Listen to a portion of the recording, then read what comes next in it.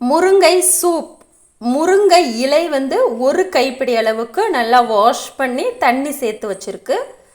அடுத்து பூண்டு, சின்ன வெங்காயம் நசுக்கி சேர்த்துக்கலாம். அடுத்ததாக 1 டீஸ்பூன் அளவுக்கு ஜீரகம் சேர்த்துக்கலாம். 10 மிளகு 1-2 தட்டி சேர்த்துக்கலாம். கொஞ்சமாக மஞ்சள் தூள், கொஞ்சமாக கல்லுப்பு, அவ்வளவுதாங்க. இப்போ நம்ம இதை கொதிக்க விடலாம். இதை ஒரு ஸ்பூன் வச்சு நல்லா கலந்து விட்டுருங்க.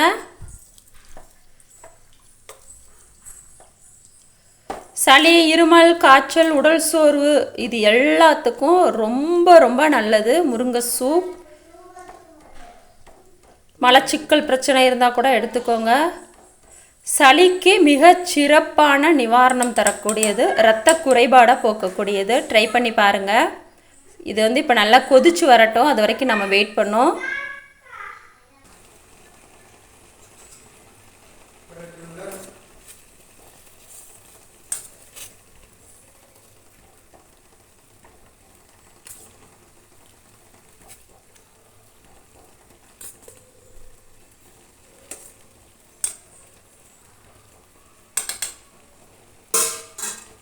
நல்லா கொதிச்சு வர ஆரம்பிச்சிருச்சு பார்த்தீங்களா?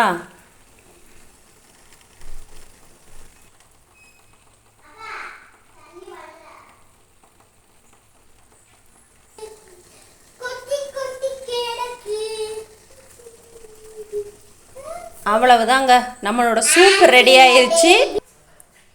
இந்த சூப்பை வடிகட்டி 1 வயசு நிரம்பின குழந்தைகளில் இருந்து பெரியவங்க வரைக்கும் எல்லாருமே எடுத்துக்கலாம். சளி, இருமல், காய்ச்சல், உடல் சோர்வு, இரத்த குறைபாடுக்கு ரொம்பவே நல்லது. ட்ரை பண்ணுங்கள், கமெண்ட் பண்ணுங்கள். பாய்.